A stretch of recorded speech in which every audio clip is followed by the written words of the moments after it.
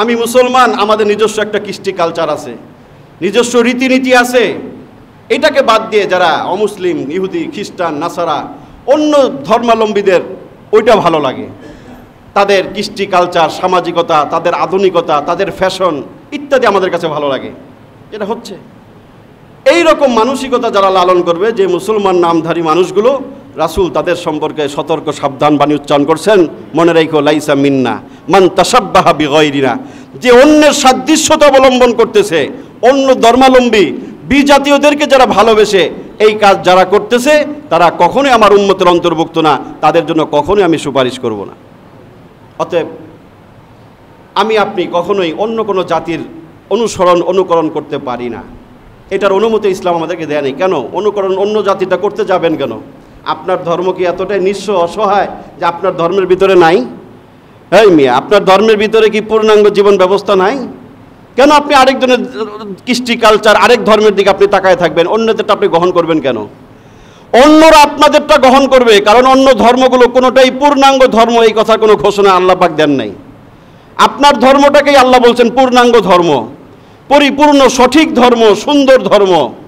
অতএব এখান থেকে মানুষ, অন্য ধর্মাবলম্বীরা, অন্য জাতিরা এখান থেকে সৌন্দর্যতা তারা গ্রহণ করে, এখান থেকে অনেক কিছু তারা গ্রহণ করে, শিক্ষা নেয়। আমি আপনি সর্বশ্রেষ্ঠ ধর্মের অনুসারী হওয়ার পরে অন্য ধর্মের প্রতি তাকায় থাকা তো আমার আপনার জন্য এটা শোভনীয় না, এটা মানানসই না। এই জন্য রাসূল রাগান্বিত হয়ে কইছে, তুই আরেক দলের দিকে তাকায় থাকস, অন্যের অনুকরণ করস, তুই আমার দলের অন্তর্ভুক্ত হতে পারবি না। যদি হতে হয় অন্য বিধর্মীদের অনুকরণ সর্বোচ্চভাবে পরিত্যাগ করতে হবে। আল্লাহ পাক আমাদেরকে সেই তৌফিক দান করেন। আরেক শ্রেণীর মানুষ যাদের সম্পর্কে রাসূল বলছে আমার উম্মতের অন্তর্ভুক্ত নয়, তারা হচ্ছে যেই নারী পুরুষের বেশভূষা ধারণ করে, সাদৃশ্যতা অবলম্বন করে, এবং যেই পুরুষ নারীর বেশভূষা সাদৃশ্যতা অবলম্বন করে, এদের সম্পর্কে আল্লাহ রাসূল বলেছেন লাইসা মিন্না, আমার দলের অন্তর্ভুক্ত না, এদের জন্য আমি কোনোদিন হাসরের মাঠে সুপারিশ করব না। রাসূল বলেন লাইসা মিন্না মান তাশাব্বাহা বির-রিজালি মিনান নিসা ওয়ালা মান তাশাব্বাহা বিন-নিসাই মিনার রিজাল। যে সমস্ত পুরুষরা নারীদের বেশ ধারণ করে, পুরুষ হইয়া নারীদের পোশাক পরে, আছে না? হ্যাঁ, এই যে জামা পায়জামা টাকনুর নিচে পড়তেছে, এটা তো নারীদের বিষয়। নারীরা পরবো কি টাকনুর নিচে, পুরুষ পরবে টাকনুর উপরে। তা আপনি পুরুষ হইয়া প্যান্ট যে পরতেছেন একেবারে টাকনুর নিচে, জুতার নিচ পর্যন্ত, এটা কি? হ্যাঁ, আপনি পুরুষ হয়ে হাতের মধ্যে চুরি লাগাইতেছেন, নাম দিতেছেন ব্যাসলাইট না কি কয়, এটা নাম দেয় না কি, এটা বলে, গলার মধ্যে চেন লাগাইতেছেন, আছে না? অনেকে আবার দুলও লাগায়, দেখছেন? অনেকে দুল লাগায়, নাকে লাগায়, কানে লাগায়। কি বাবা, তোমার আল্লাহ পুরুষ বানাইছে, তুমি কি তাহলে এটার প্রতি অসন্তুষ্ট? তুমি কেন নারীর বেশভূষা ধারণ করো? এমনি পড়ি, এমনি টেমনে নাই তো। রাসূল কঠিন কথা বলছে। এবং এক হাদিসে আল্লাহ রাসূল বলেছেন লাআনা রাসূলুল্লাহ সাল্লাল্লাহু আলাইহি ওয়াসাল্লাম মান তাশাব্বাহা বির-রিজালি মিনান নিসা। রাসূল অভিসম্পাত করছে ওই মানুষদের প্রতি, যেই মানুষ আল্লাহ তাকে যেই আকৃতিতে, যেই লিঙ্গে আল্লাহ বানাইছে, সে যদি আরেক লিঙ্গের বেশ ধরে, আরেক লিঙ্গের অনুসরণ করে, জামা কাপড় পরে, এই দুল পরে, এরকম যদি কোনোভাবে সাদৃশ্যতা অবলম্বন করে, রাসূলের অভিশাপ, আল্লাহর অভিশাপ। এবং রাসূল বলছে আমার উম্মতের অন্তর্ভুক্ত না, হাসরের মাঠে আমি এদের জন্য সুপারিশ করব না। অতএব যুবক ভাইয়েরা, এটা শখের জিনিস না, এটা ফ্যাশনের জিনিস না। এটা দুল লাগায় দিলা, হুজুর ফ্যাশন না, এটা ফ্যাশন না বাবা। রাসূল কঠিন কথা বলছে। রাসূল তোমাকে পরিচয় দিবে না উম্মত বলে। কি দরকার আছে? আল্লাহ তোমার বানাইছে পুরুষ, তুমি কেন গলার মধ্যে চেন পরবা? তুমি কেন স্বর্ণ পরবা? স্বর্ণ পুরুষের জন্য আল্লাহ হারাম করেছেন, এটা মহিলাদের জিনিস স্বর্ণ পরা। তুমি পুরুষ হয়ে স্বর্ণ পরতে পারো না। তুমি চুরি নামে, বিভিন্ন নামে তুমি চুরি, কঙ্কন হাতে দিতে পারো। হ্যাঁ, জান্নাতে আল্লাহ পরাইবেন, জান্নাতে আল্লাহ নারী পুরুষ সবাইরে আল্লাহ অলঙ্কার পরাবেন। এই কথা কোরআনেও আছে, হাদিসেও আছে। যদি তোমার মনে চায়, মনের মধ্যে পুষা রাখো যে আল্লাহ দুনিয়াতে মনে চাইছিল, পুরুষ হওয়ার পরে মনে চাইছিল একটু অলঙ্কার পড়তে, দুলমুল, হ্যাঁ, গলার হার মার, চেন টেন পরি নাই। তুমি কোরআনে আল্লাহ বলছে, রাসূল হাদিসে বলছে, জান্নাতে আল্লাহ পাক বিভিন্ন কঙ্কন দিয়ে, বিভিন্ন অলঙ্কার দিয়ে আল্লাহ পাক জান্নাতীদেরকে সুসজ্জিত করব। আল্লাহ আমি সেই দিনের অপেক্ষায় এগুলো সব ছেড়ে দিলাম। এইভাবে অপেক্ষা থাকো, আল্লাহ পাক অবশ্যই তোমাকে জান্নাতে বিভিন্ন দামি দামি অলঙ্কার আল্লাহ পাক তোমাকে পরিধান করাবে। এইভাবে যদি কেউ কোনো নারী যদি পুরুষের বেশ ধরে, অনেক নারী জিন্সের প্যান্ট পরতেছে, হাফ প্যান্ট পরতেছে, গেঞ্জি পরতেছে, টি শার্ট পরতেছে, এটা পুরুষের পোশাক। এইভাবে কোনো নারী যদি পুরুষের পোশাক পরে, পুরুষের বেশ ধরে, একই বক্তব্য রাসূল দিয়েছেন, আমি উম্মত হিসাবে পরিচয় দিব না, সুপারিশ করব না, তোমার উপরে আল্লাহ এবং রাসূলের লানত বর্ষিত হবে। আল্লাহ পাক আমাদেরকে হেফাজত করেন। আরেক শ্রেণী সম্পর্কে রাসূল বলছেন আমার উম্মত নয়, তারা হচ্ছে প্রতারক, ধোঁকাবাজ, ভণ্ড। এদের সম্পর্কে আল্লাহ রাসূল বলছেন মান গশ্বানা ফালাইসা মিন্না, মুসলিম শরীফের 101 নম্বর হাদিস, মান গশ্বানা ফালাইসা মিন্না। যেই ব্যক্তি ধোঁকা প্রতারণা করে, কথায় ধোঁকা দেয়, আচরণে ধোঁকা দেয়, প্রতারণা করে, 2 নম্বরই করে, বাটপারি করে, রাসূল বলছেন এরা আমার উম্মতের অন্তর্ভুক্ত না, এদের জন্য আমি সুপারিশ করব না। ব্যবসার ক্ষেত্রে ধোঁকা দিলেন, চাকরিতে ধোঁকা দিলেন, যে কোনো মানুষকে আপনি ধোঁকা দিলেন, মিথ্যা কথা বললেন, বোকা বানালেন, ভাবলেন নিজেকে খুব চালাক, না, আপনি বোকা হলেন, আপনি ক্ষতিগ্রস্ত হলেন। রাসূল আপনার সম্পর্কে সতর্কবাণী উচ্চারণ করছেন মান গশ্বানা ফালাইসা মিন্না, যে ধোঁকা দেয়, যে প্রতারণা করে, সে আমার উম্মতের অন্তর্ভুক্ত না। ব্যবসার ক্ষেত্রে ধোঁকা দেওয়া যাবে না, চাকরির ক্ষেত্রে ধোঁকা দেওয়া যাবে না, সামাজিকতায় ধোঁকা দেওয়া যাবে না, যে কোনো মানুষের সাথে ধোঁকা প্রতারণা করা যাবে না। যদি আমরা এগুলোর আশ্রয় নেই, রাসূল আমাদেরকে উম্মত হিসেবে অস্বীকার করেছেন। আল্লাহ পাক এগুলো থেকে আমাদেরকে বেঁচে থাকার তৌফিক দান করেন। আরেকটা হচ্ছে মুসলমানের বিপক্ষে অস্ত্র ধারণ করা। আপনি মুসলমান, কোরআনে বলছে ইন্নামাল মুমিনুনা ইখওয়া, মুমিন মুমিনের ভাই। রাসূল বলছেন আল মুসলিমু আখুল মুসলিম, একজন মুসলমান একজন মুসলমানের ভাই।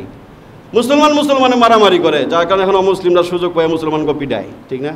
ভ্রাতৃত্ব কলহ, নিজেদের ভিতরে আপোষের দাঙ্গা ফাসাদ, মারামারি, এটা ইসলাম খুবই অপছন্দ করেছে এবং খুব কঠিনভাবে এটাকে নিষেধ করছে। এই হাদিসে রাসূল বলছেন ওই মানুষদেরকে আমি উম্মত হিসেবে পরিচয় দেই না, তাদের জন্য সুপারিশ দরজা বন্ধ হয়ে যাবে যারা নিজেরা পরস্পরে মুসলমান এক মুসলমানের বিরুদ্ধে অস্ত্র ধারণ করে। আল্লাহ রাসূল বলেন লাইসা মিন্না মান হামালা আলাইনা সিলাহ, মুসলিম শরীফের 102 নম্বর হাদিস। যে এক মুসলমান আরেক মুসলমানের বিরুদ্ধে অস্ত্র ধারণ করে, পিস্তল তাক করে, ছুরি মারে, আক্রমণ করে, মারামারি করে, মুসলমান, রাসূল বলছেন এরা আমার উম্মতের অন্তর্ভুক্ত না, আমি এদের জন্য সুপারিশ করব না।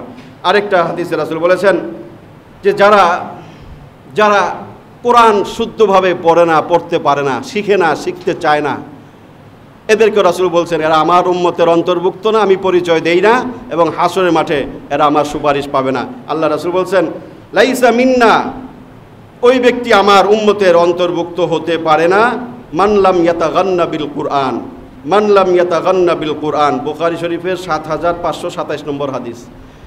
এটা শুনেন মনোযোগ দিয়ে। কোরআন শিখেন নাই, কোরআন পড়েন নাই, কোরআনের সাথে সম্পর্ক নাই, কোরআনকে আপনি ভালোবাসেন না। রাসূল মান ইয়াতাগান্না বলছে যে কোরআনের গান গায় না, গান না ইয়াগান্ন মানে গান গাওয়া।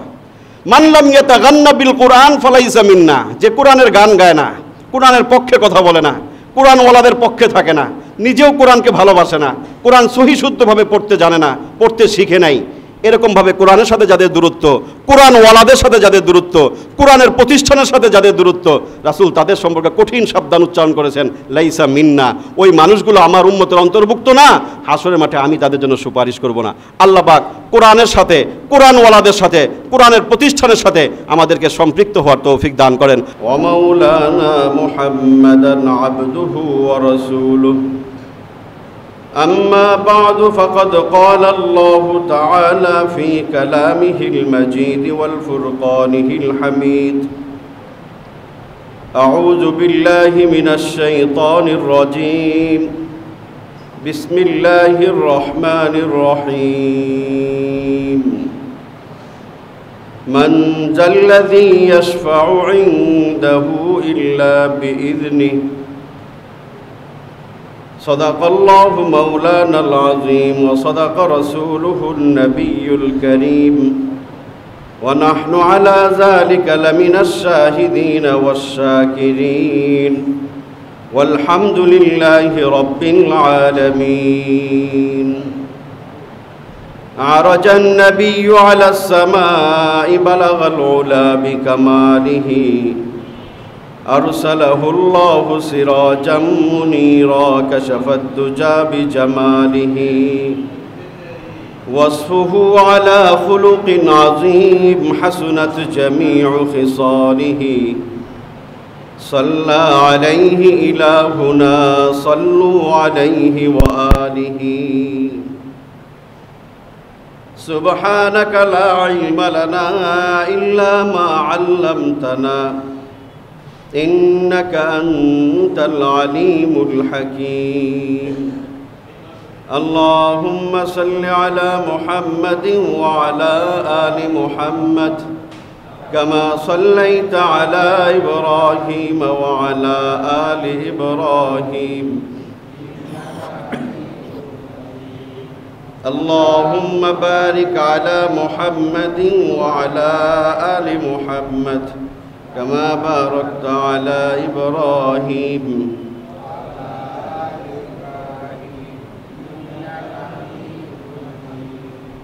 আলহামদুলিল্লাহ। পবিত্র জুমার দিন আল্লাহ পাক তার ঘর মসজিদে আমাদেরকে অগ্রভাগে আসার তৌফিক দিয়েছেন। সেই মহান সত্তার দরবারে কালিমাতুশ শুকুর আদায় করি আলহামদুলিল্লাহ।